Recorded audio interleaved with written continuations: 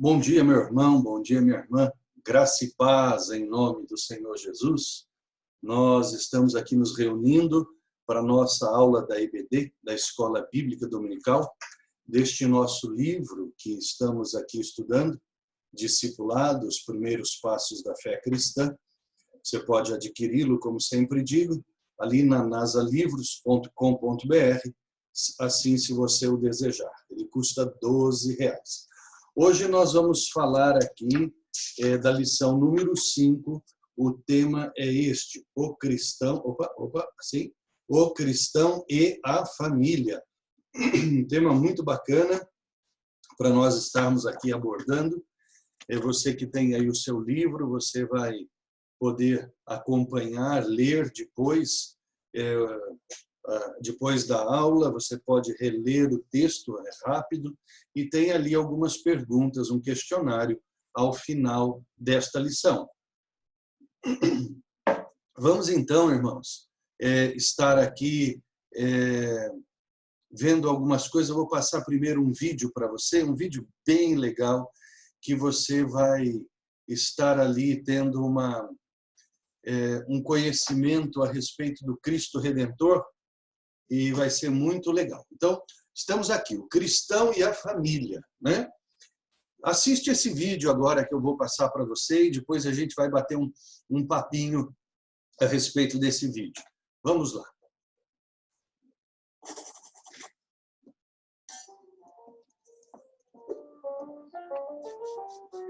A cidade do Rio de Janeiro tem inúmeros cartões postais. Um dos mais icônicos é o Cristo Redentor. Mas você sabe como ele foi construído?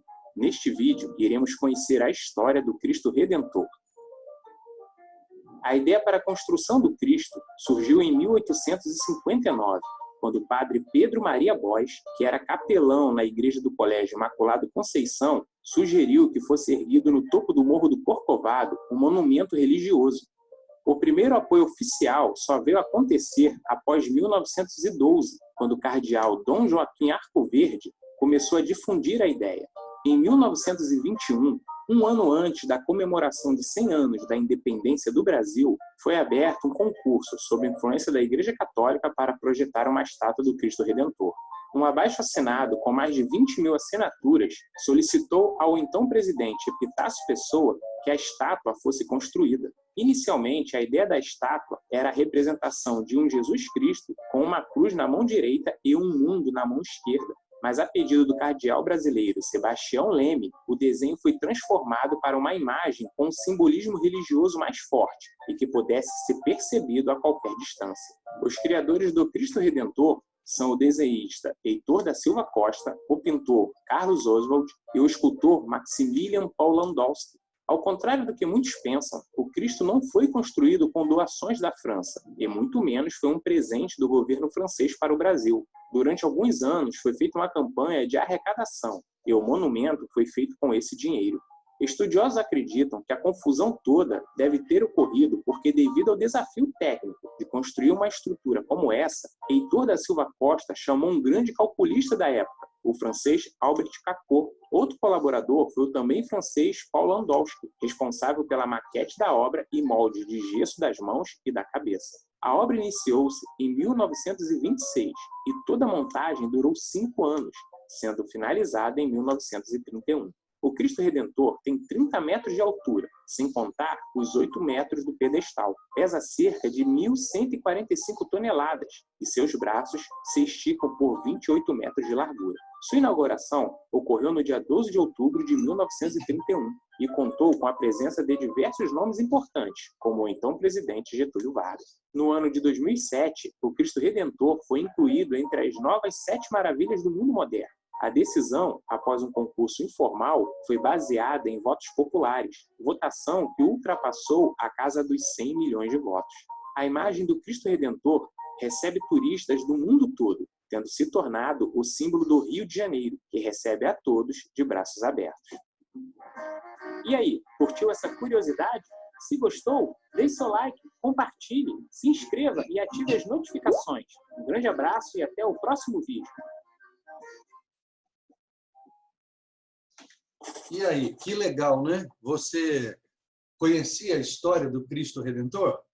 É muito bacana, né? Essa história, uma história bem interessante. Mas eu quero destacar aqui nessa história algumas coisas bem bacanas que vale a pena a gente destacar. A primeira coisa que eu quero falar, quando nós olhamos aqui essa história do Cristo Redentor, é que tiveram que fazer muitos cálculos, muitos investimentos. A obra demorou vários anos, demorou 5 anos, né? Ela começou em 1926, acabou em 1931.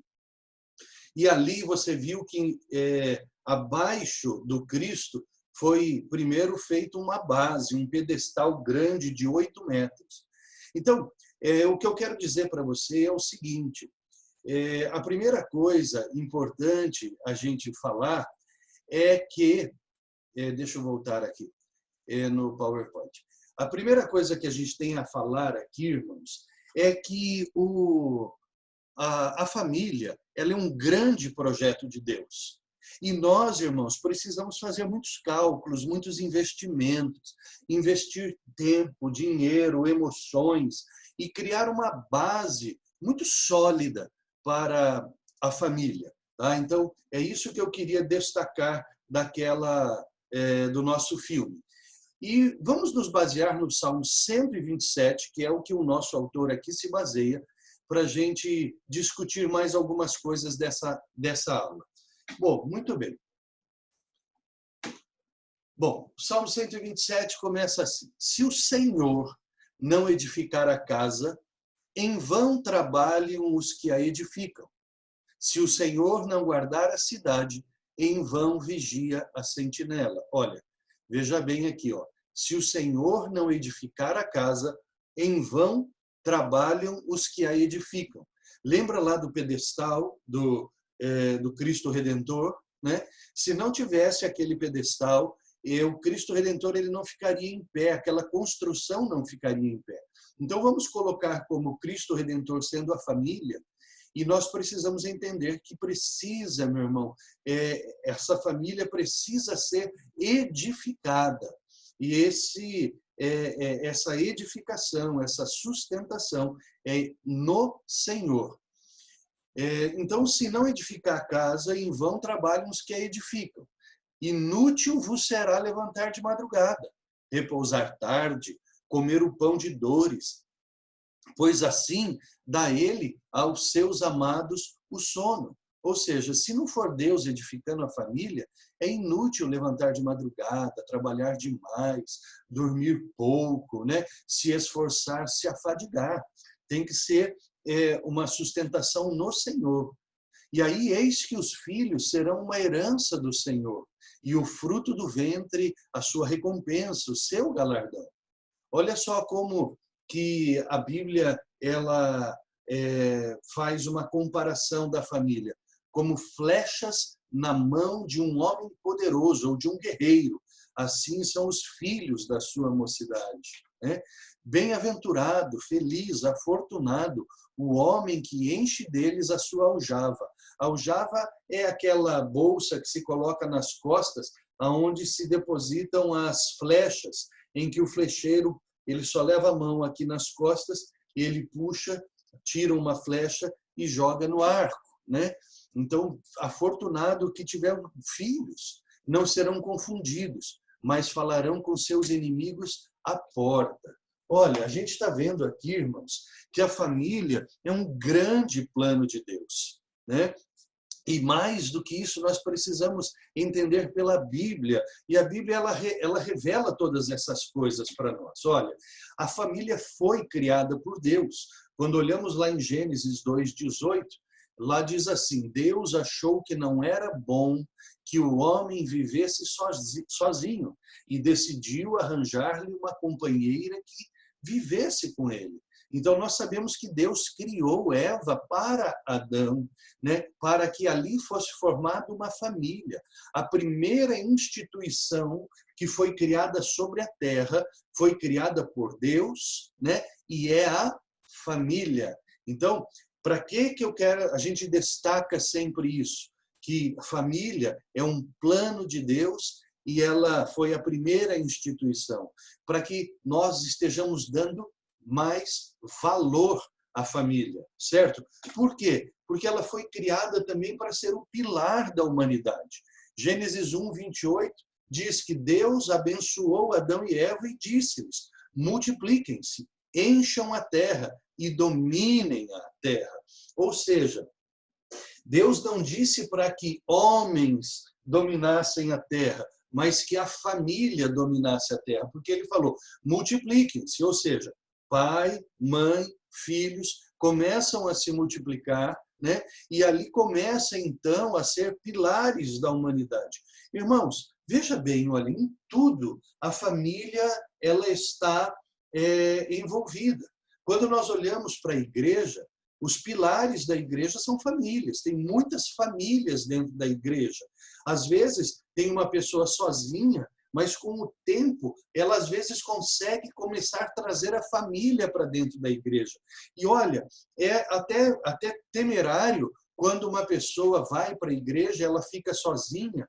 É muito comum que essa pessoa abandone a igreja, abandone a fé. Por quê? Porque ela às vezes acaba se sentindo só. Se ela está com a família inteira, a família acaba fortalecendo um ao outro. Agora, existem pessoas que são solitárias, não têm família, mas o que acontece? Elas vão para a igreja e elas fazem da igreja a sua família. E aí acabam, então, mantendo-se firmes ali dentro da igreja, né? Também, irmãos, nós precisamos entender que existem promessas de Deus para a família. Então, veja bem, Deus criou a família, né? Deus fez dela o pilar da sociedade, mas não a abandonou. Existem promessas muito maravilhosas de Deus para as famílias, porque Deus sabe, meus irmãos, que toda a humanidade, as instituições, elas são formadas por famílias. Quando a gente, então, continua olhando as instituições, nós vemos empresas familiares, nós vemos que as pessoas elas trabalham para ir depois estar levando dinheiro para sua casa, para sustentar quem? A família. Projetos são feitos em família, não é? E assim as famílias sempre vão crescendo. Então, veja bem, a continuidade da humanidade, ela acontece através da família. Então, Deus tem promessas para a família. Olha, nós podemos ver promessas que são específicas e muitas na Bíblia. Gênesis 2:13, quando Deus fala com Abraão, ele fala: Abraão, em ti serão benditas todas as famílias da terra. Veja bem, nós vemos que não são todas as famílias da terra que elas são abençoadas. Então, se eu falasse somente assim, você falaria: então a Bíblia mentiu, então Deus mentiu. Não, isso não existe. Deus não mente e a Bíblia não mente também, porque ela foi escrita, inspirada pelo Espírito Santo. O que acontece é que às vezes nós não sabemos interpretá-la muito bem, não prestamos atenção no que ela diz. Aqui está dizendo assim: Abraão, em ti serão benditas todas as famílias da terra. Ou seja, quem não estiver em Abraão não será abençoado. Quando nós olhamos Tiago 2:21, lá diz assim: ora, não foi Abraão nosso pai na fé? Então, o que quer dizer isso? Quer dizer que aquela geração de fé em Jesus Cristo, em Deus, que estão debaixo desta promessa para as famílias. Ou seja, as famílias que têm fé em Jesus Cristo estão debaixo da promessa de Deus de ser abençoada. Hebreus 2:16 diz assim: pois ele, Deus, Jesus, evidentemente não socorre anjos, mas socorre a descendência de Abraão, ou seja, os filhos da fé. Você está vendo, meu irmão? Que coisa maravilhosa, quando a nossa família ela é colocada nas mãos de Deus, é uma família crente no Senhor Jesus, está debaixo de muitas promessas que Deus faz. Então, olha, mais uma vez eu quero falar para você, a família não é um projeto que nasceu pronto. Você precisa investir na família. Você precisa dar valor para a família, porque ela é um projeto de Deus. Você precisa investir conhecimento, investir dinheiro, precisa construir uma base sólida para a sua família, viu, meu irmão? Ela não vai caminhar sozinha, né? A fé é um caminhar muitas vezes árduo e é um caminhar para toda a vida. E a família, assim não é, para toda a vida, ok? Estamos indo bem? Amém? Bom, muito bem. Prosseguindo aqui, eu quero destacar algumas outras promessas bíblicas para as famílias. A Bíblia é um livro maravilhoso e traz para nós, irmãos, direções muito maravilhosas. Olha aqui algumas promessas bíblicas para as famílias. Segundo o livro de Crônicas, capítulo 6, versículo 12, diz assim: e disseram ao rei Davi, o Senhor tem abençoado a família de Obed-edom e tudo o que ele possui por causa da arca de Deus. Muito bem, essa passagem fala do tempo em que a arca ficou na casa de Obed-edom. A arca, ela simboliza a presença de Deus. Então, aqui a Bíblia está dizendo que aquela casa era uma casa onde Deus habitava ali. Era uma casa de crentes, uma casa de pessoas que tinham fé, tementes em Deus. Então, o Senhor estava abençoando a família de Obed-edom, porque aquela era uma família em que Deus estava presente. Olha que coisa linda.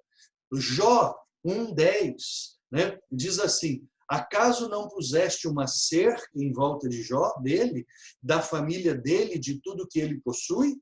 Tu mesmo tens abençoado tudo que ele faz, de modo que todos os seus rebanhos estão espalhados toda a terra. Ou seja, aqui essa passagem é uma conversa, uma acusação que o diabo, Satanás, o inimigo das nossas almas, está tendo com Deus. E ele está reconhecendo o que Deus fazia para Jó. Olha só, ele mesmo reconhece, o próprio inferno reconhece que Deus abençoa e protege as famílias tementes a Deus. Outra, Provérbios 18:22. Quem encontra uma esposa, encontra algo excelente. Recebeu uma bênção do Senhor.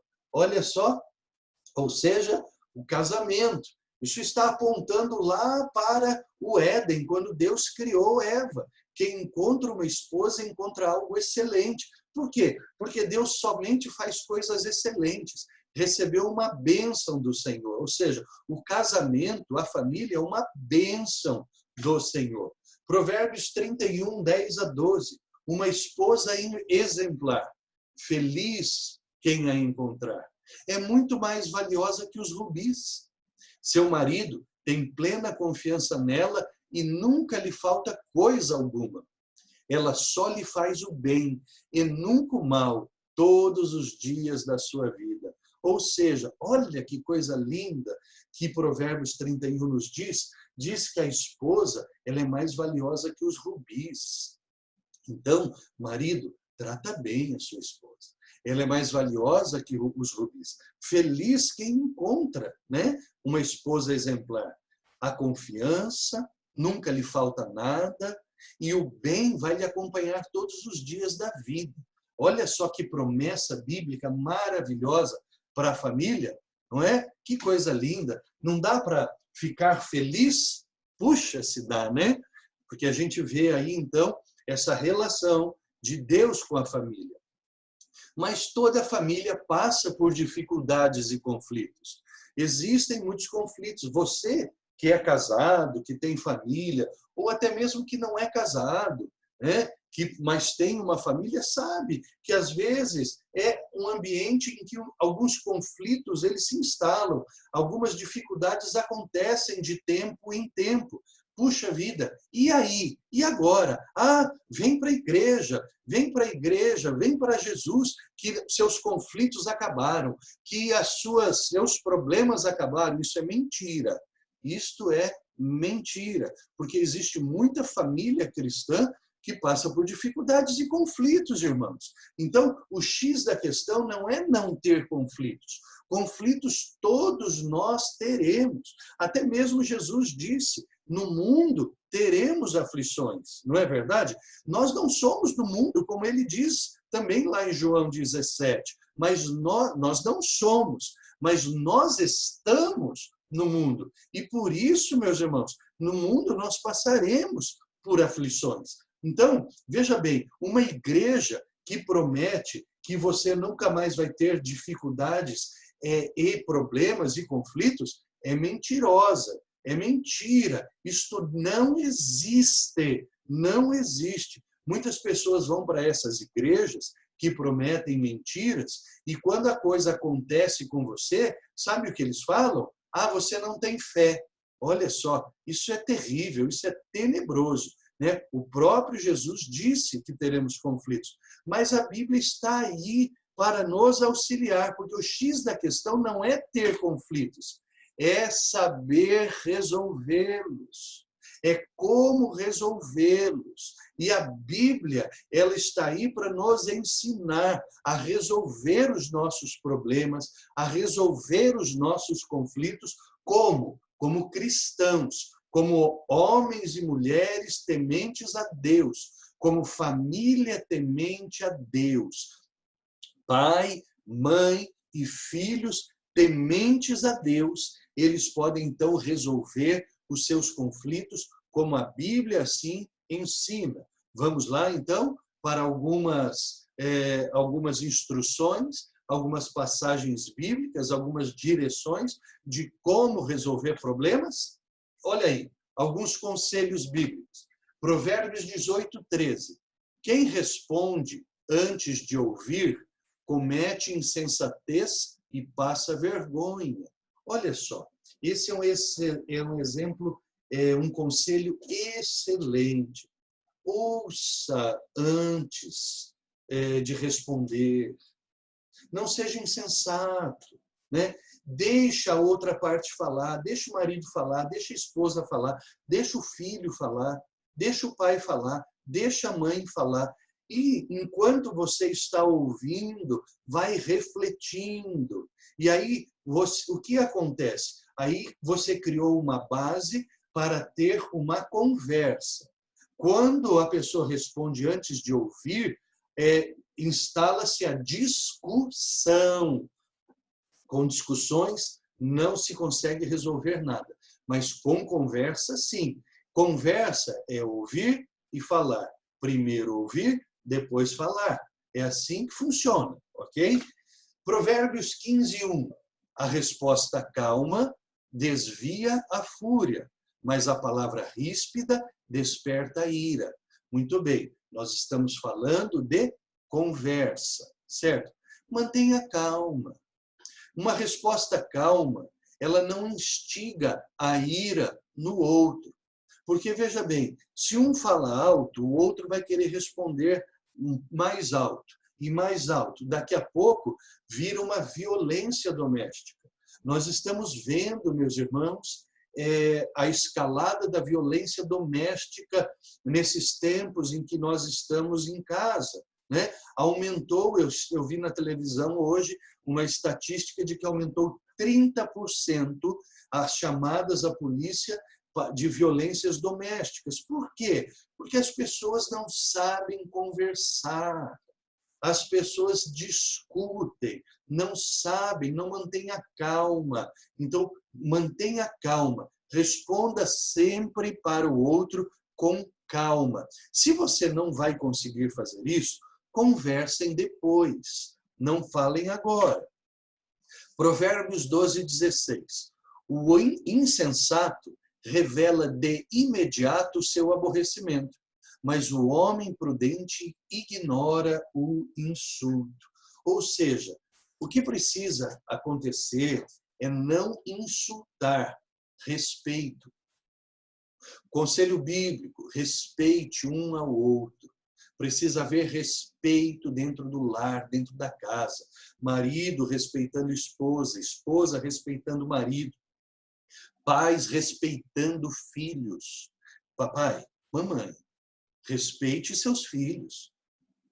Muitos pais cobram respeito dos filhos, mas como ter o respeito dos filhos se não os respeita?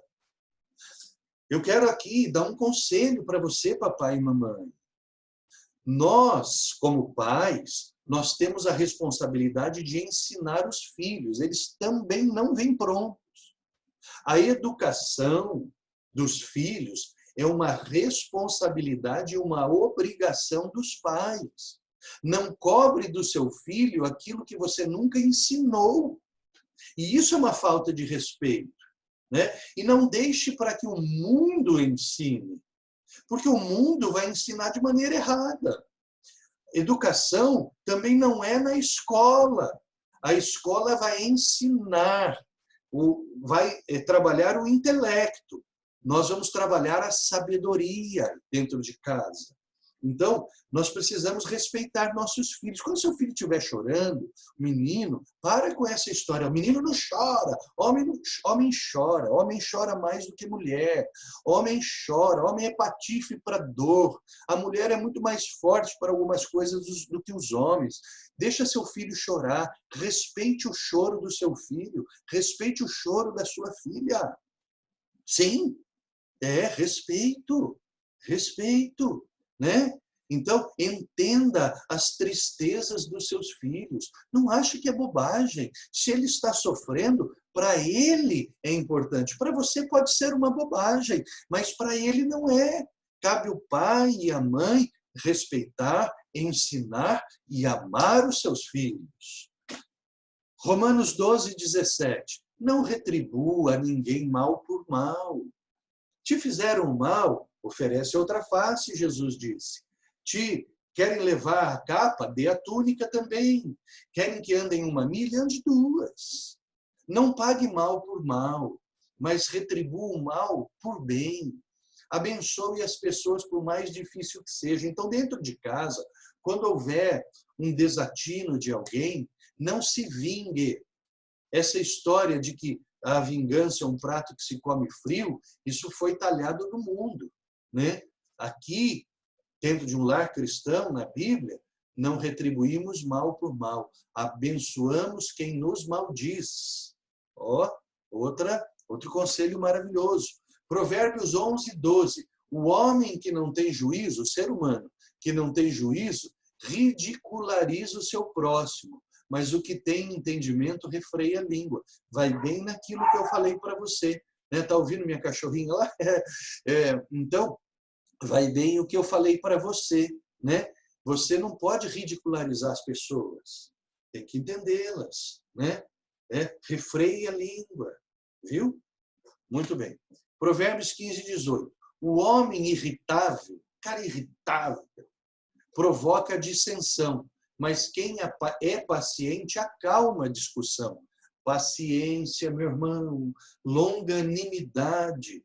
Longanimidade é paciência, é um fruto do Espírito, que é um fruto do amor, vem do amor. Seja paciente, não seja um cara irritado, irritadiço, uma pessoa, uma mulher irritada, vive sempre irritada, parece que está na TPM, né? Uma vez eu escutei um irmão falando para mim na igreja, minha esposa está na TPM, pastor.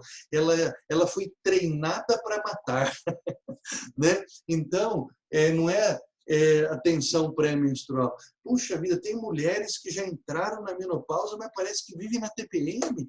Tem maridos que entraram na andropausa e parece que estão sempre irritados. Uma irritação. Seja paciente, meu querido, seja paciente. Dentro de casa, meu irmão. Em nome de Jesus, paciência é uma maravilha. É que nem a água quando você está com sede, é coisa boa. E Colossenses 3:13 diz, suportem-se uns aos outros. Aqui, quando você fala em suportar, é de você suportar algumas coisas que te irritam, mas também dar suporte para as pessoas. E perdoem as queixas que tiverem uns contra os outros. perdoem como o Senhor lhes perdoou.